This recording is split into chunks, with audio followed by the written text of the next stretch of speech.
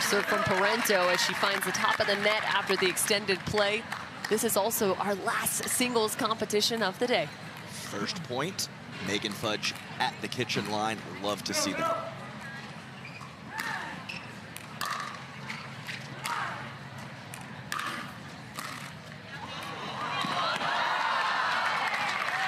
Trying to chase, but not enough height off the paddle of Parenteau.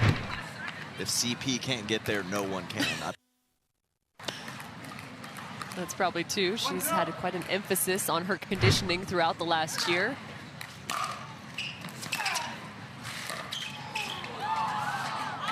That was an amazing drop by Fudge, but a really solid pickup from Parenteau. Yeah, tough break off the clipping of the tape, and we saw some incredible angles from the #1 seed earlier, and I expect to see some incredible angles from Catherine Parenteau, the 2 seed as well. It will be a big factor in this match.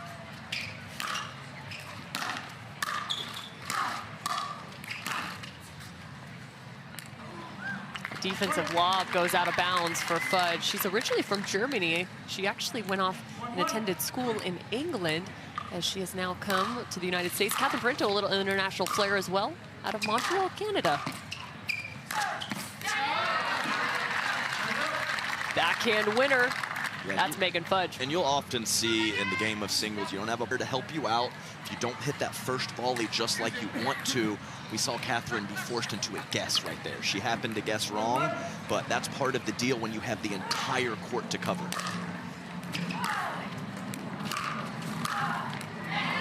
There was a lot of shape on that serve from Fudge, high looping and into the baseline. And a nice release on the two-hander. I think occasionally she might look to carve that particular volley with backspin. I like to see her swinging through her volleys early. Man, what a reactionary play from Parenteau. Yeah, that, I don't care who you are, when it clips the tape, you always look silly. She was really pretzeled up, but able to get a clean paddle on the ball. You can see the CP on her Selkirk. Megan Fudge looks great from the baseline. The product of the University of Illinois, reaches high as the top 50 in singles, as well as top 25 in doubles rankings on the ITA. Wow, back-to-back great passing shots, one on the backhand, one on the forehand. And she was well behind the baseline on both of those contacts and still came up with incredible shots. 3-1 lead for Fudge.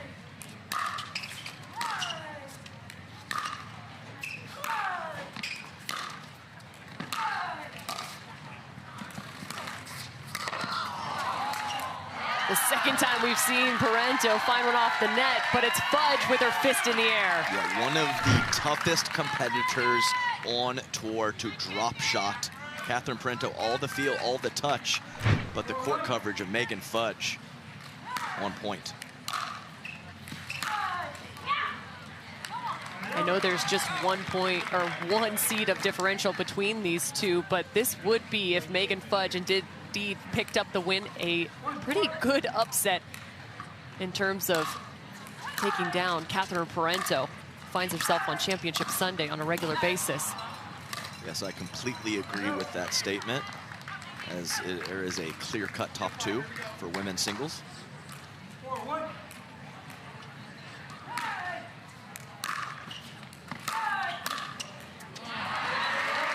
Catherine Parenteau, one of the best in making in-game adjustments. She's going to need to find some. Down 1-4. It's nice to be able to make those adjustments when you can execute all the shots. So some players don't have the luxury of changing things up. Catherine does.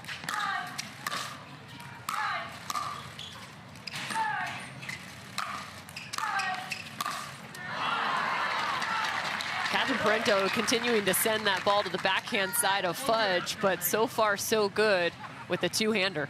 Yeah, and how many extended rallies do we see with a lady at the kitchen line and Megan Fudge at the back of the court? It is so hard to put the ball away on Megan Fudge.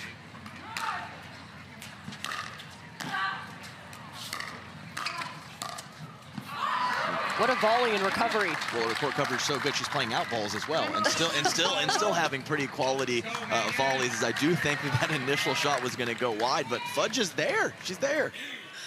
I'm not sure that's an equation for success through an extended. It is a recipe for success. The consistent play, no loose errors, forcing Catherine to earn everything, and blending a little offense of her own into this match.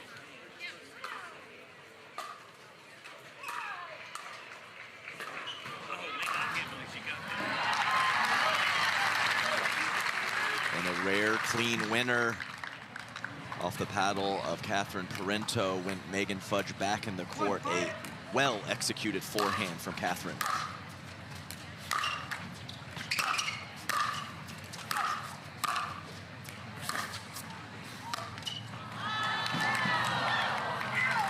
I love it, coming out of that break. Catherine not pulling back, not just trying to put the ball in play, staying offensive and coming forward. That's the play.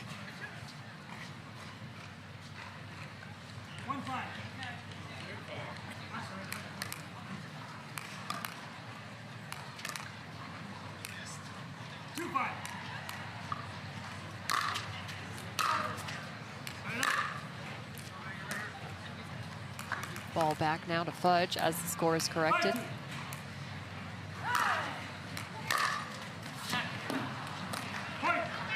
Ball out of bounds. Coach is a big element to this. Athena Trujillo, the partner and coach of Catherine Parenteau. Engaged just a year ago. Ryler DeHart, you also saw in the background, the husband to Megan Fudge. Maybe he's trying to get a little intel back I was there. going to say. Saw him out on the court last night with their daughter, Lily.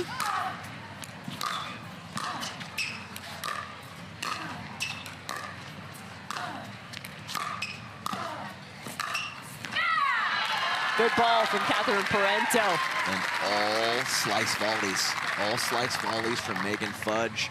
I like her coming in there, but you got to release on a few. Catherine's court coverage too good. Give me a little bit more pop and spin on those shots and force Catherine into a tough situation.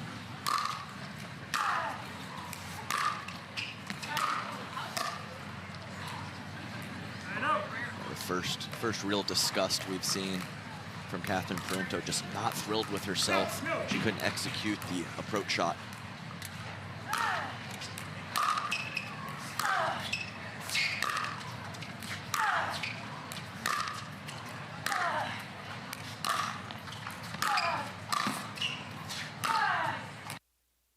Parenteau's choosing to stay back after a handful of balls at the baseline. She finally comes forward.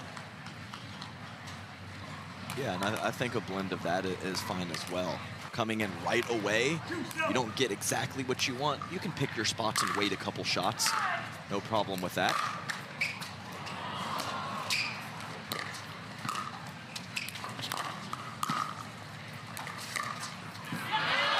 1, 2, 3, the footwork for Catherine Parenteau as she treks across the court. Well, I talked about the greats making it look easy with JW in the previous match, and Catherine Parenteau, a very smooth customer as well.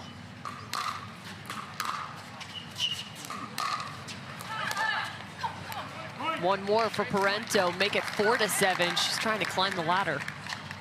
A real nice inside-out forehand, one of her better shots, whether from the back of the court or from the kitchen line. Ball moving away from Megan Fudge, forcing the error. Big serve, but too big. Again, we talked about the plus-minus with Hayworth. It was a positive, definitely negative in terms of the missed returns and missed serves from Catherine Parenteau early.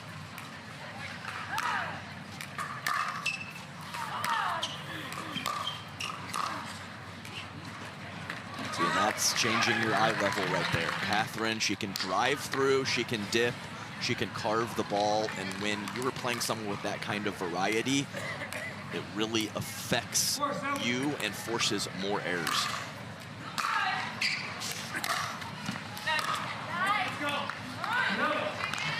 Out of bounds, it looks like Catherine's still trying to dial in kind of the measuring stick of the court in this first game.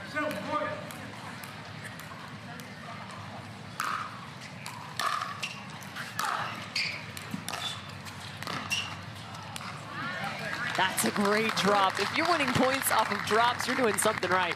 Yeah, and she's coming forward after it, really squeezing Megan Fudge and making her think she has a very tight window to hit the ball into.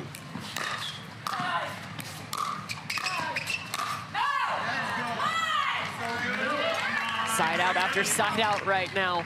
It was 2-7. Catherine Parenteau has earned 2 back since Megan Fudge has yet to score. She's going to take an offensive timeout now. This time alongside Ben Johns. They will face off versus a 4 seed in Riley Newman and Paris Todd. That's coming up right here on PBTV at the conclusion of this matchup. I hate to look ahead too much with how great these two ladies are playing, but man, that next mix is a spicy one, Ken. Throw a little hot sauce on it. We are in Dallas, Texas.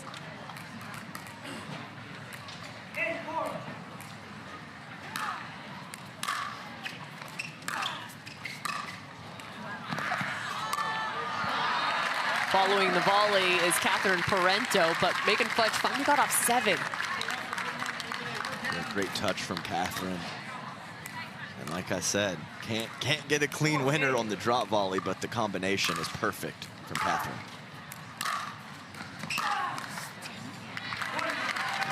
Finding a little range on a couple of those early in the point shots, meaning the approach shot serve in return. Catherine is finding her feel, no doubt.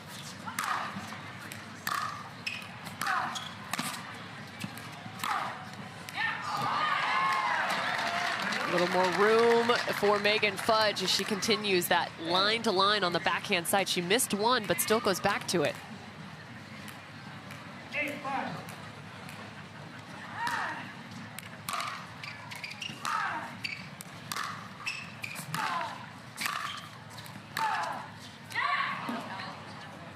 Goes cross court.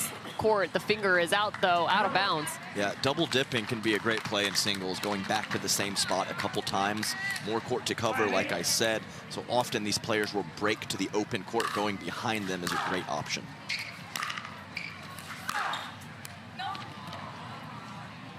Megan Fudge calls her own ball out of bounds. 6-8 now, Parenteau.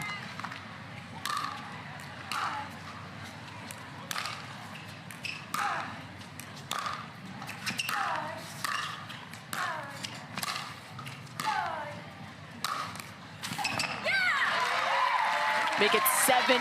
Parenteau was down 2-7, and right now she's just within 1.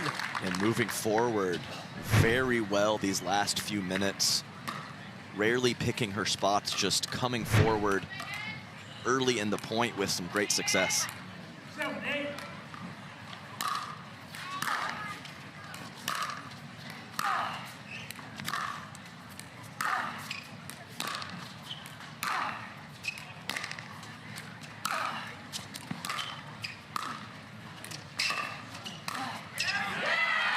Thought she was going to be able to catch Megan Fudge with a little deception on the backhand, but Fudge is there. Yeah, and right after I said that, Catherine waited a couple shots, and Fudge beat her in.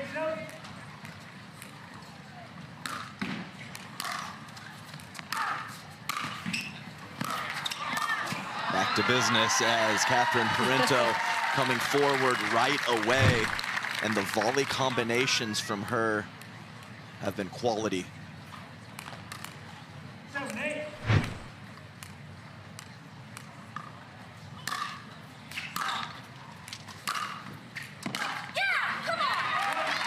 Tying the score, Catherine Parenteau. Yeah, good time to go inside in. I believe from that same position, the last few had gone inside out to the backhand of Fudge. Catherine Parenteau changing her spot, and Fudge not able to come up with the response. 8-8.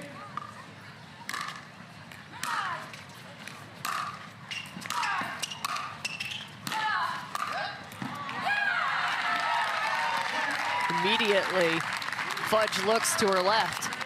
Maybe an early, okay.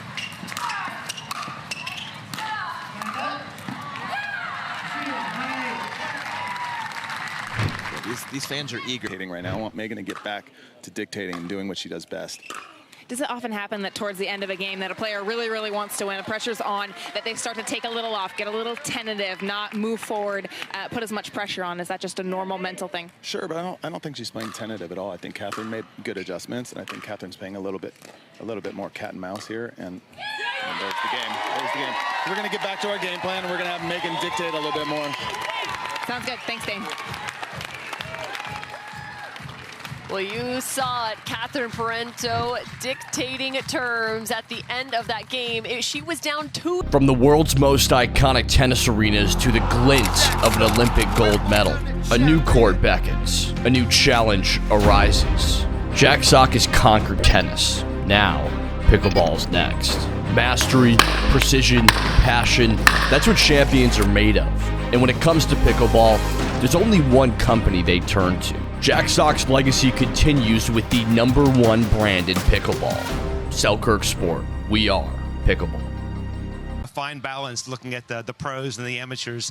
Of course, the pros are very important to the sport and they want to be covered, but our magazine goes out to 320,000 people in issue, and most of those people are not pros. So we do try to focus most of the magazine on amateur-related things and instructional articles and things like that. But of course, the pro tours are very important, so we do spend a lot of time trying to focus on the major events, the PPA, APP, MLP, all that stuff. So we try our best to find that balance. Love it. And I saw Tyra Black. She was on a cover recently. How do you go about picking a cover? And yeah, tell us about that process. Well, I'd give credit to my managing editor, Julie Tallarico. Julie has a really close look at the scope of what's going on in the business, and we try to find the people that are hot in the sport and the events and all the things that are going on, and we try to feature those people and those things at the right time. So it's a big focus on trying to find the right things at the right times. And you and your wife, you said you guys play the U.S. Open and you play Nationals. You guys actually won a U.S. Open gold medal, playing tomorrow as well. What goes into that partnership and making a good mixed doubles team? Oh, that's a good question. I think to be a good doubles team, #1, you have to be on the same page with your partner. You have to be knowing what they're trying to do and what you're trying to do, and you should be really working to set your partner up whenever possible. When you go out to rec games, you see people playing a lot of singles, just doing what they do by themselves. But in good tournament competition, you see people acting as a team. I think that's one big thing. I think the other thing is just being positive. When Lisa and I go on the court, we're always very positive. We're always complimentary. Good shot, or let's work on this, or let's attack this, or we're always communicating, always building each other up. And I think that's what teams really need, is to have a strategy where you're working together and have a strategy where you're going to always cooperate and say nice things to each other. It sounded like an answer from the Golden Bachelor last night, Gary. Oh, really? Yeah. I thought I was talking to him for a second. I lost it. But so you said over 300,000 is the distribution right now. What are your goals next 1, 3, 5 years, and how fast is the magazine growing? Well, the magazine's growing super fast. I mean, back in 2016, we started with 10,000 US APA members as our audience. Now we're 320,000 per issue and growing every single day.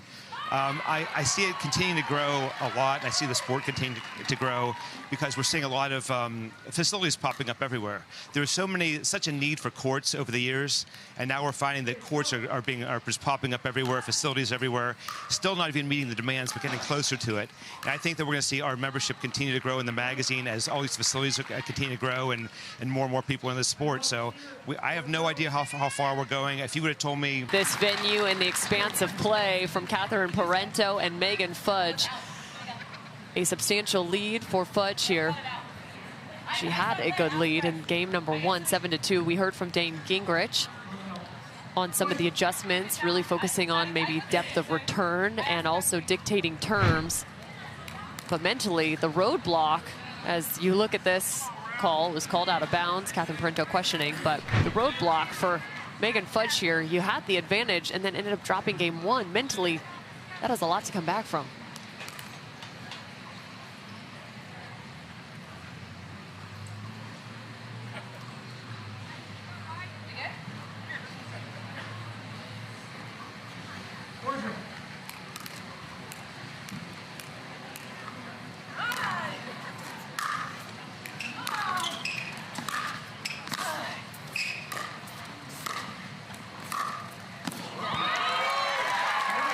CP with the approach shot.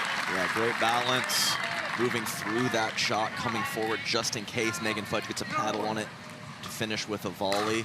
She didn't need to, though.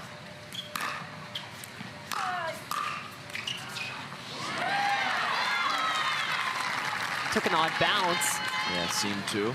And a nice interview from Dan Gingrich earlier. It's tough as a coach. These coaches are locked in almost as much as the players. So to give a few insights, the generalization of depth, always great. And, you know, not getting too detailed on the game plan. Not surprising as well. I love he said the game plan is locked in a vault. Yeah, but general depth, just so important in doubles as well, but even more so in singles for sure.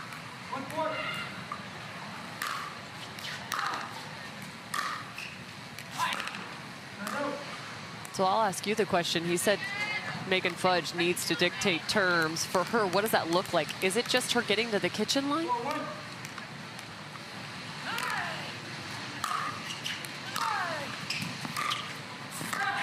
Yes, that's a great way to do it. And she is never going to be a player that comes forward every point, but you have to find that delicate balance of staying back and coming in. If you do all one or the other, it becomes an issue against a quality opponent.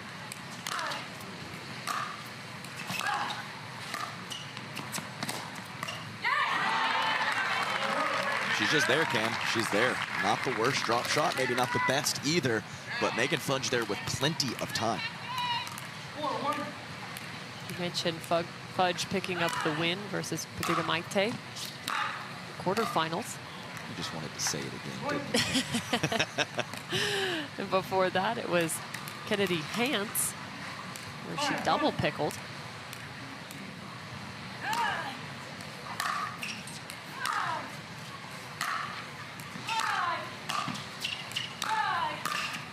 That was the difference in game one for me, as well as what we're seeing early in game two, is the consistency and the quality of the Catherine Parenteau approach shots. Whether that's off the return or a couple shots later from the back of the court. If they are deep, she is winning. If they are not, advantage Fudge. Fun story about Megan Fudge and their family. Riley DeHart, her husband, as well as her two kids, Lily and JR. They actually tour around the country playing pickleball. They now live in an RV and go from tournament to tournament.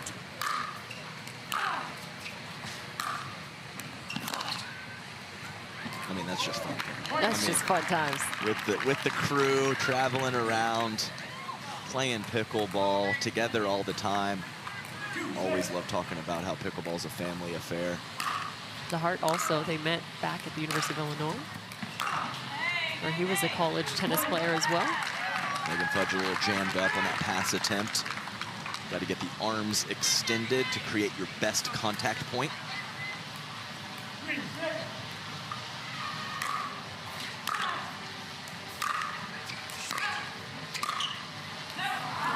I know she missed the volley, but that's the approach I want to see. So she kind of throwing her hands up because she got what she wanted. But if she continues to approach the net that well with that shot, she might just come back again.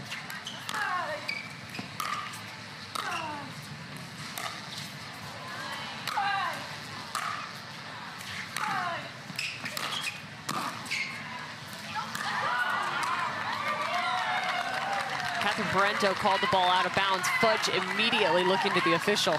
Yeah, dictating for Fudge so far in game two has been coming forward more frequently.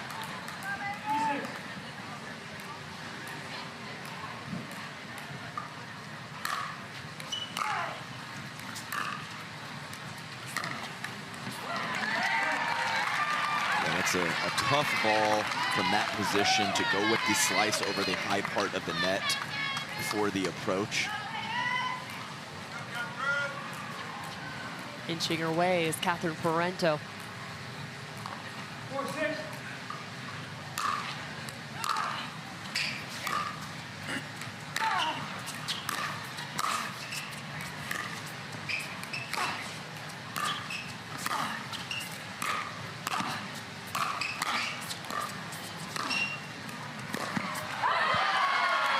Little hands battle for you in singles. Yeah, probably one of the better points of the match, and a variety of pass attempts from Catherine Parenteau, all weathered by Megan Fudge. Nice job controlling the kitchen line. 6-4.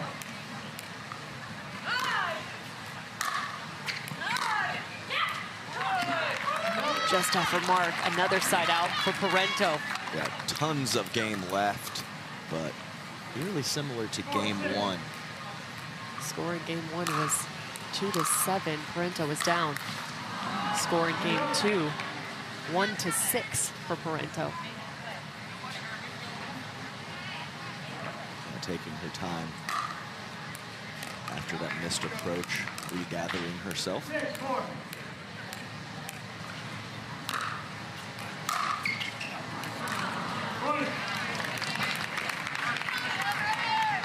Fudge off of 6 now on the odd side.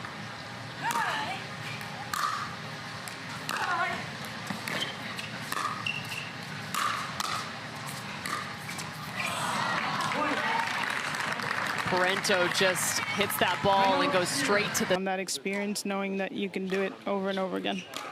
It looks like Megan is really targeting the backhand of Catherine. Is that a usual strategy, or what is she doing to try to get those balls over to the forehand? It seems like more it's about who's putting pressure first. It seems like Megan's hitting her serve pretty big and getting some depth on those balls. And so when Catherine can kind of counteract that and kind of put pressure first, then she ends up in better spots and points. So I think that's really what's dictating. Well, you see Catherine look at you after every single point, win or lose. What kind of a role are you playing on court as a mentor and a coach and a girlfriend and a wife? Fiance. Fiance. Yeah, no, I try to be the best support that I can on the sidelines. If I can see one thing that maybe might help her get a couple of extra points, or maybe if she has a couple of negative thoughts that come into her mind, kind of snap her back out of it and remind her, like, try to stay in the present moment. And at the end of the day, she's the one that's on the court and has to execute, and I think she does a good job of that. So as long as she trusts that, I think she's going to be okay. Thanks for the time, as always, Athena. Guys, take it away. I love that. You're getting the fist pumps from Athena. That's great questioning from Hannah Johns in regards to looking back from Catherine Parenteau back to Athena. Sometimes you just need that center, that rock to look to.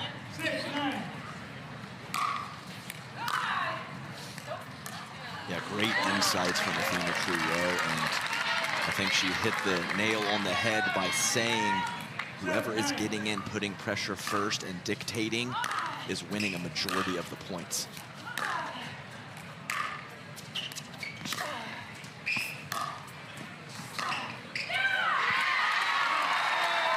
It looked like Megan Fudge was the first to get there, but she finds an error. Catherine Parenteau continues to climb. Athena said it herself. She's been in this position a multitude of times. And she always loves to play fast. Little gamesmanship from Megan Fudge, throwing off her rhythm as the returner.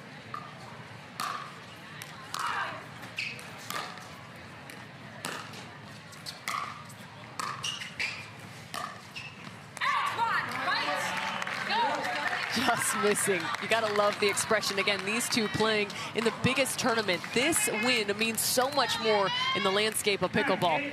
This is where the best come to play.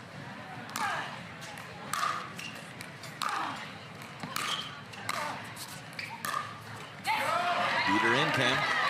Made that statement a time or two.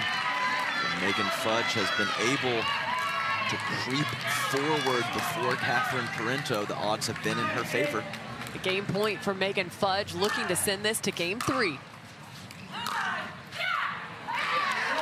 Out of bounds. Catherine Parenteau wants to close this out in 2.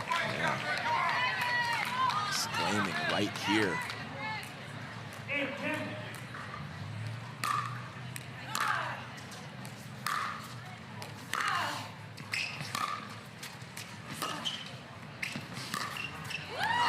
What a pattern for Catherine Parenteau to find her 9th point. Cuts the ball cross court shallow and then opens up the ball down the line. Looking for the tie now.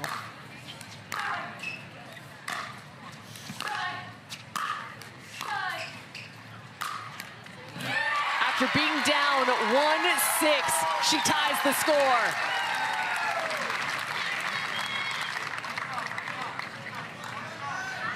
Just another day in the office for Catherine Parenteau. Must win by 2. Megan Fudge has to take a number 2 seed, has tied the score 10-all and has game 1 in her pocket.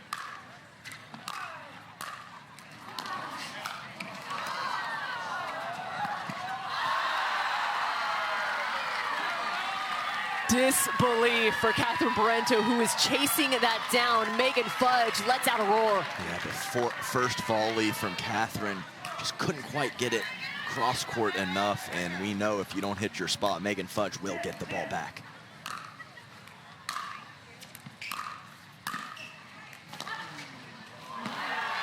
Oh, she clipped the sideline, another side out. And came forward right away. And my goodness, in that moment to clip the line is big time stuff.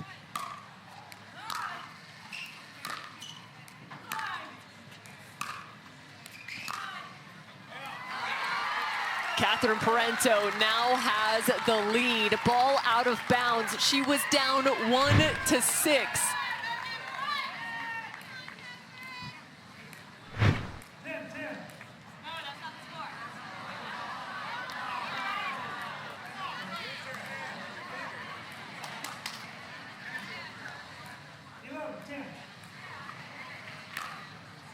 Match point for Catherine Parenteau.